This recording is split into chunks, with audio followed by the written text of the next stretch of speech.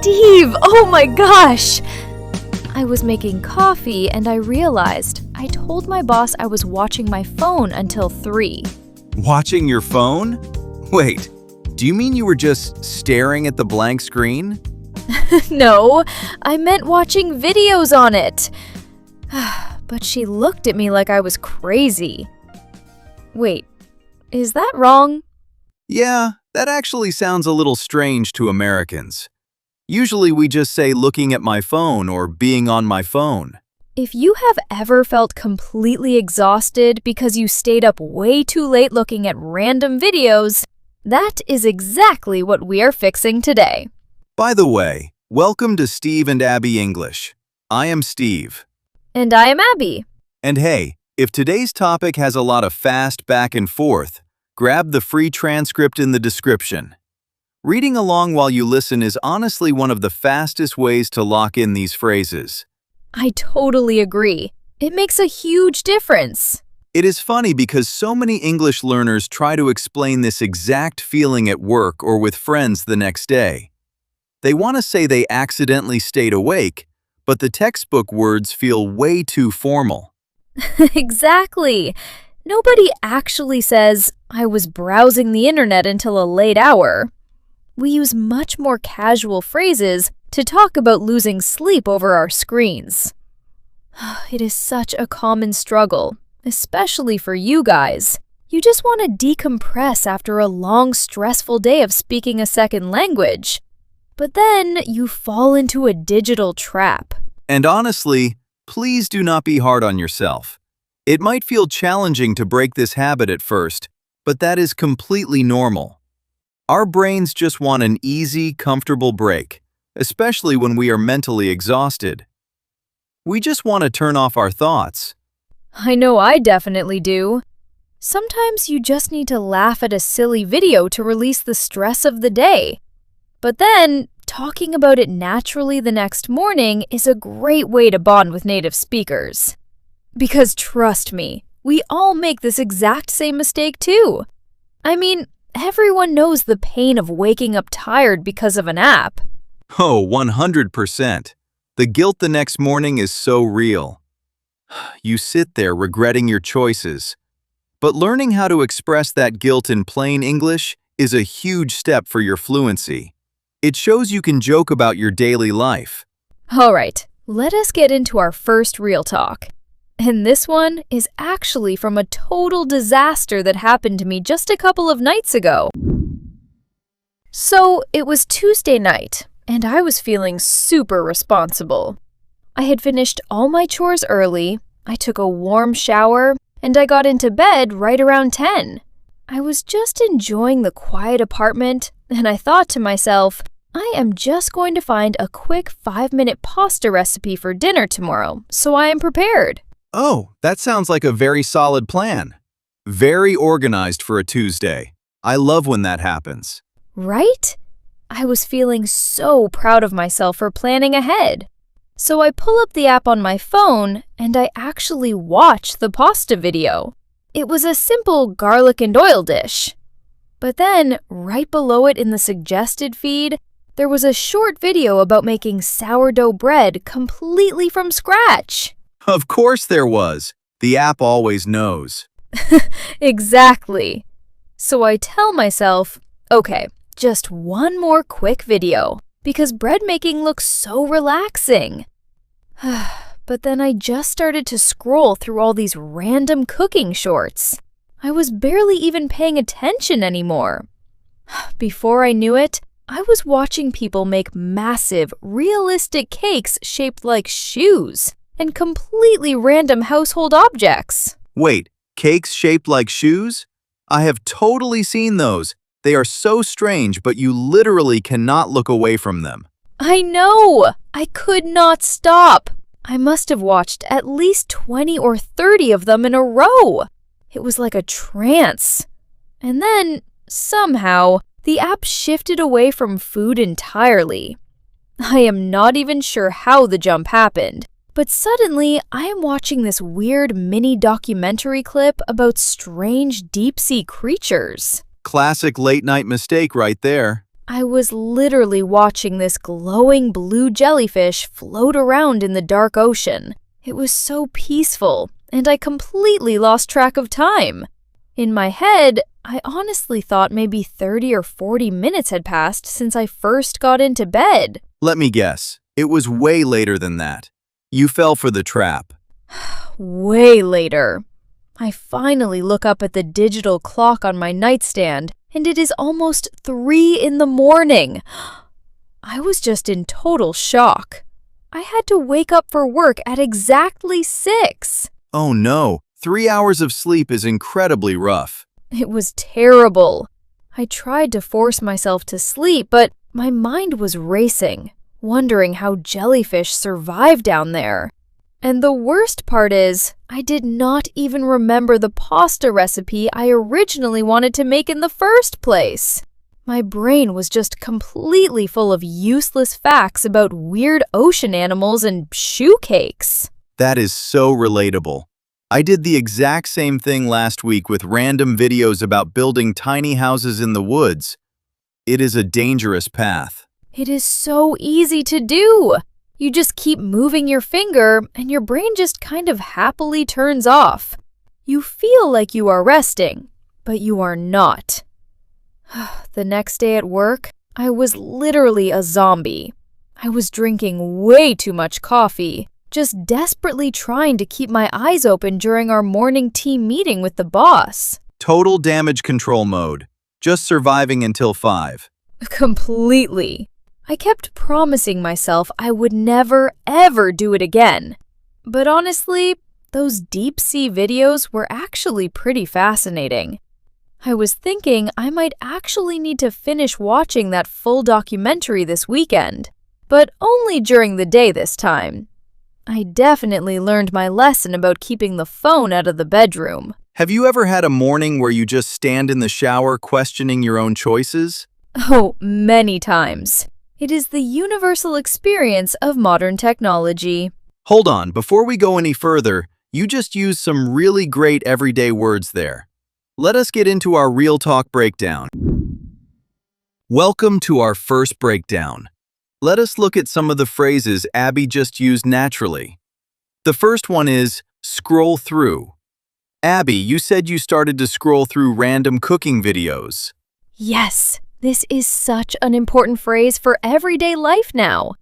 In a textbook, you might learn words like browse or search the internet, but native speakers rarely say that when talking about phones. When you move your finger up and down on a screen, you are scrolling. Exactly. And the vibe here is important. Saying you scroll through something usually implies a kind of mindless, relaxed action. It is not serious research. You are just passing the time, usually on a social media app.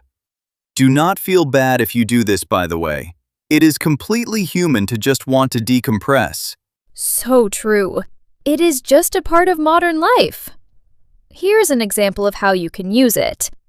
I usually scroll through the news while I drink my morning tea. Good one. And here is another. Before buying a new camera, I like to scroll through customer reviews to see what people really think. Perfect. Now, the second phrase I used was lose track of time. I said I completely lost track of time watching those deep sea videos. This is such a great natural phrase. A lot of learners might try to say, I forgot the time, or I did not look at the clock. But lose track of time sounds so much more native and smooth. It means you were so focused or so distracted that time passed without you realizing it. Yes, and again, do not worry if you struggle to remember this whole phrase at first. Muscle memory takes time, and you will get it. The feeling behind it is almost like an accident. You did not mean to stay up late. The time just magically slipped away from you without any warning. Exactly. Here is a daily example. I always lose track of time when I am chatting with my old friends from college. Nice. My example would be, sorry I am late for dinner. I was reading a really good book and I totally lost track of time. Great example. The final phrase I want to highlight is damage control. I said you were doing damage control at work by drinking tons of coffee. I love this phrase. It means trying to fix or minimize the negative effects of a mistake you just made. My mistake was staying up until 3, and my damage control was the coffee. It is a funny, slightly dramatic way to talk about fixing everyday problems. Here is a quick example. I accidentally burned the dinner, so ordering pizza was my damage control. And another one. I forgot my mom's birthday, so buying her a giant cake was pure damage control. Okay, now that we have got those words down, let us look at the flip side in real talk too. So, you know I am usually a crazy person about my sleep schedule. I use app timers on my phone. I have a whole routine where I read a physical book before bed, so my settings lock my screen at exactly 10:30 every night to strictly protect my sleep. You know I need my 8 hours to function. You are way more organized than me. I could never do that. I try to be, but honestly, I completely failed last Thursday. My brain was just fried from staring at spreadsheets all day long. I just wanted to turn my mind off. I was lying comfortably on the couch with a blanket, and the 10:30 warning alarm popped up on my screen, telling me it was time to close the app. Please tell me you ignored it. I love when you break your own rules. It makes me feel so much better about my own terrible habits. I completely ignored it. I hit the button that says, "Ignore limit for today." I told myself I just needed 10 more minutes to let my mind rest. But then, down the rabbit hole I went, and I found this random channel where people quietly organize their kitchens. Wait, like organizing plates and cups? Or like deep cleaning the inside of the fridge? Yes! It was endless videos of people putting dry pasta into matching clear jars and folding dish towels in perfectly straight lines.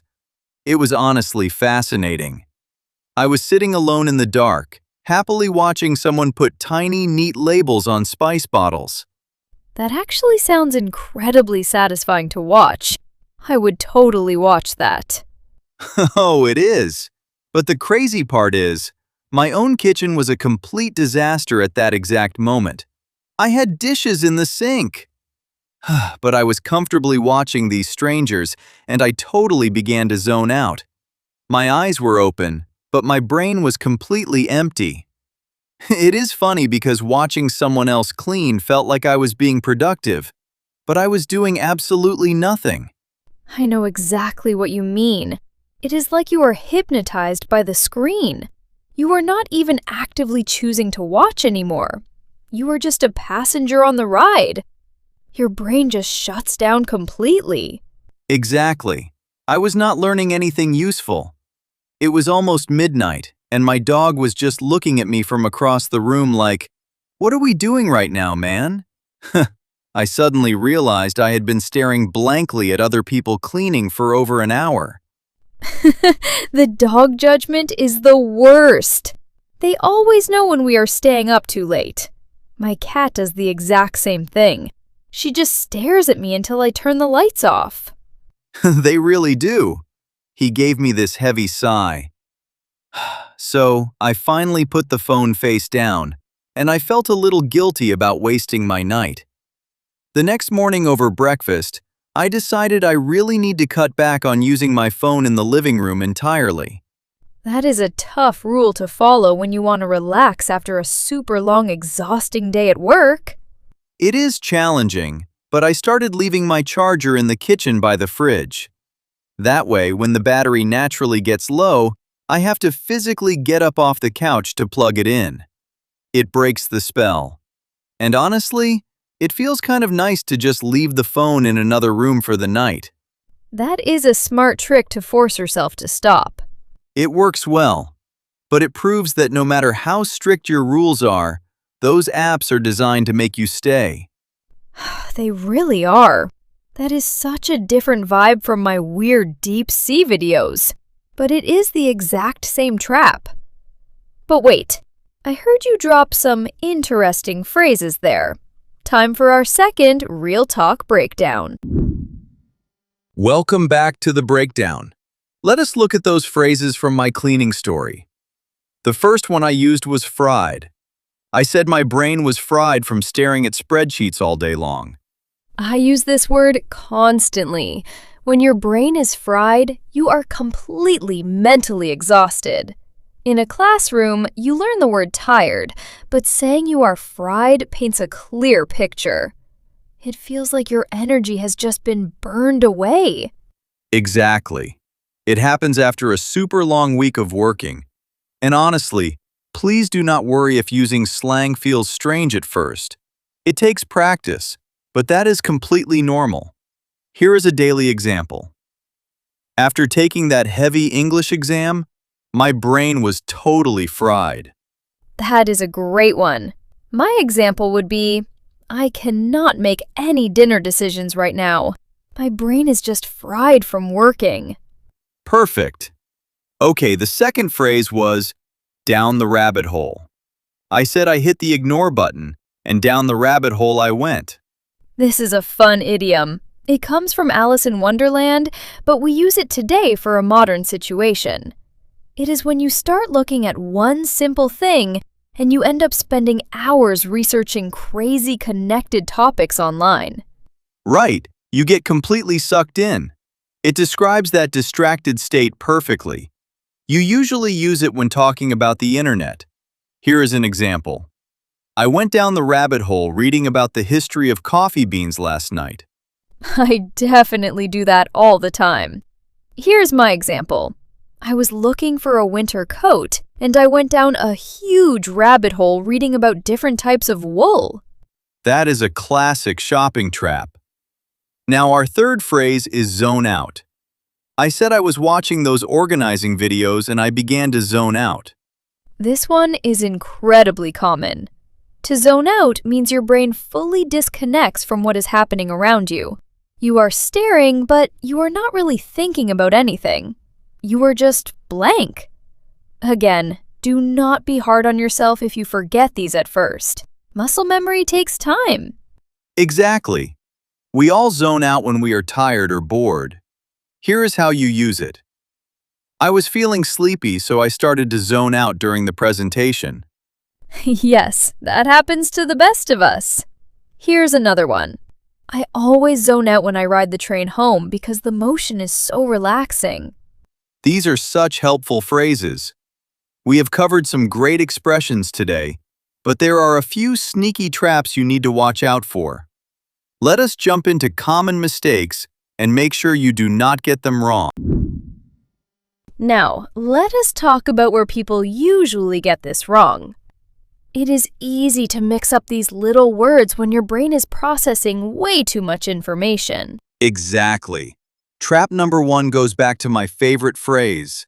Many learners will say, I lost the time when I was watching TV, but the natural fix is, I lost track of time. Yes, I hear this way too often. The reason why is simple. You did not literally lose the hours like you lose your car keys. Track means following the progress of something. So you are losing the clock's progress. Such a helpful way to think about it. Alright, trap number 2 is super common. People often say, I was looking my phone until midnight. The everyday fix is, I was looking at my phone, or I was on my phone. Right, we absolutely need that tiny preposition. In English, you look at an object. You do not just look it. It is a small detail, but it makes your sentence much smoother. Spot on. Finally, trap number 3. When talking about social apps, learners might say, I was scrolling the internet. The native fix is, I was scrolling through the internet. This one is really about the movement. The word through gives the feeling of pushing past many different things in a long feed. You are going through the posts one by one. Perfect. Okay, let us do a rapid review to build that muscle memory. Do not say, I lost the time. Say, I lost track of time. Do not say, I was looking my phone. Say, I was looking at my phone. And do not say, I was scrolling the internet. Say, I was scrolling through the internet. And that is how you avoid those traps. But how does real spoken English compare to what you learned in school? Let us check out textbook versus real life. Welcome to Textbook versus Real Life. Remember, textbook English is 100% understandable, so do not be hard on yourself if you use it. We just want to give you some fun, everyday alternatives to sound more like a local. Exactly! You are doing great! Here is number 1. Textbook. I slept for a very short time. Real life. I got barely any sleep. Using barely any sounds so much more casual when you complain about your night. Number 2. Textbook. I want to stop thinking about work. Real life. I just want to turn my mind off.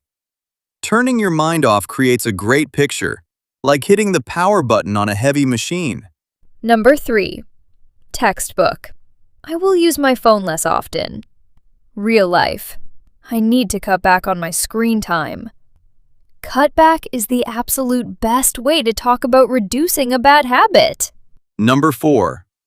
Textbook. I was very tired at the office today. Real life. I was a total zombie at work today. Calling yourself a zombie is a funny way to exaggerate your sleepiness. And number 5. Textbook. I am trying to fix my big mistake. Real life. I am doing damage control. This expression makes fixing your daily problems sound a little more dramatic and fun. All right, you have heard us talk way too much today. It is time for you to build that muscle memory. Let us jump into the shadowing practice. Before we start the practice, here is a quick pro tip for you. This is the best way to get your mouth used to the sounds. Make sure you hit the pause button after you hear each sentence and repeat it out loud at your own comfortable speed. Our first sentence today is all about losing your hours. You can use this whenever you are running late because you were happily distracted. Listen and repeat. I completely lost track of time. I completely lost track of time. Moving right along to the second one. This expression is absolutely perfect for when you come home from a very stressful, busy day at work. Here we go. My brain is totally fried today. My brain is totally fried today. And our final expression is for when you want to reduce a bad, unhealthy daily habit. Listen and repeat. I really need to cut back. I really need to cut back. Great job today! Let us wrap things up with some final thoughts. Today we learned that you do not need big formal words to talk about your daily habits. Using simple phrases like scrolling or zoning out makes your English sound totally natural. We know learning a language takes time, and some days feel a little slow. But every time you show up in practice, you are moving forward. Just stay consistent, stay curious, and trust the process. If you enjoyed this episode, please hit the like button because it only takes 2 seconds and genuinely helps the channel reach more learners just like you. And be sure to subscribe because we bring you new episodes every single week. Now, we want to hear from you. What is one video topic that always makes you lose track of time late at night? Tell us in the comments below. Thank you so much for spending part of your day with us. Click on the next video to keep leveling up your English.